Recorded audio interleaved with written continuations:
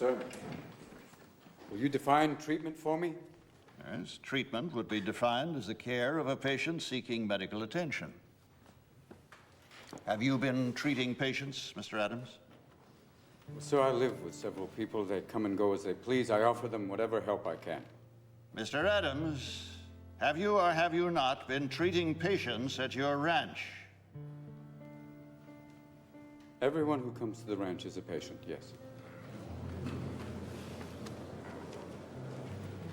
And every person who comes to the ranch is also a doctor. I'm sorry. Every person who comes to the ranch is in need of some form of physical or mental help. They're patients. But also every person who comes to the ranch is in charge of taking care of someone else. Whether it's cooking for them, cleaning them, or even a simple task as listening. That makes them doctors. I use that term broadly, gentlemen, but is not a doctor someone who helps someone else? When did the term doctor get treated with such reverence as, oh, right this way, Dr. Smith, or, excuse me, Dr. Scholes, what wonderful foot pads, or, pardon me, Dr. Patterson, but your flatulence has no odor. At what point in history did a doctor become more than a trusted and learned friend who visited and treated the ill? Now, you ask me if I've been practicing medicine.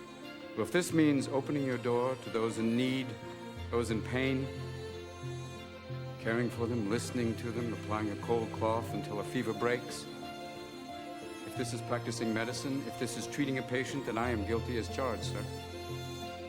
Did you consider the ramifications of your actions? What if one of your patients had died? What's wrong with death, sir? What are we so mortally afraid of? Why can't we treat death with a certain amount of humanity and dignity and decency and, God forbid, maybe even humor? Death is not the enemy, gentlemen. If we're going to fight a disease, let's fight one of the most terrible diseases of all, indifference. Now, I've sat in your schools and heard people lecture on transference and professional distance. Transference is inevitable, sir. Every human being has an impact on another. Why don't we want that in a patient-doctor relationship? That's why I've listened to your teachings and I believe they're wrong. A doctor's mission should be not just to prevent death, but also to improve the quality of life. That's why you treat a disease, you win, you lose. You treat a person, I guarantee you'll win no matter what the outcome. Now here today, this room is full of medical students. Don't let them anesthetize you. Don't let them numb you out to the miracle of life. Always live in awe of the glorious mechanism of the human body.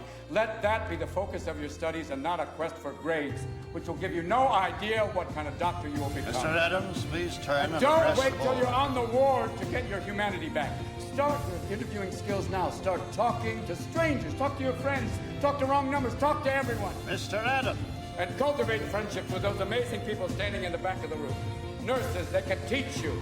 They've been with people every day. They wade through blood and shit. They have a wealth of knowledge to share with you. And so do the professors you respect. The ones who are not dead from the heart up.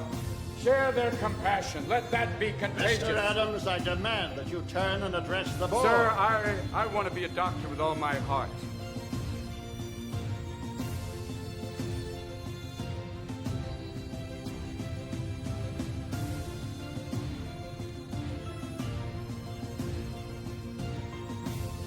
I wanted to become a doctor so I could serve others. Because of that, I've lost everything.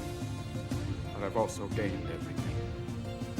I've shared the lives of patients and staff members at the hospital. I've laughed with them. I've cried with them. This is what I want to do with my life. And as God is my witness, no matter what your decision today, sir, I will still become the best damn doctor the world has ever seen. Now, you have the ability to prevent me from graduating. You can keep me from getting the title and the white coat. But you can't control my spirit, gentlemen. You can't keep me from learning. You can't keep me from studying. So you have a choice. You can have me as a professional colleague, passionate, or you can have me as an outspoken outsider, still adamant. Either way, I'll probably still be viewed as a thorn. But I promise you one thing. I am a thorn that will not go away.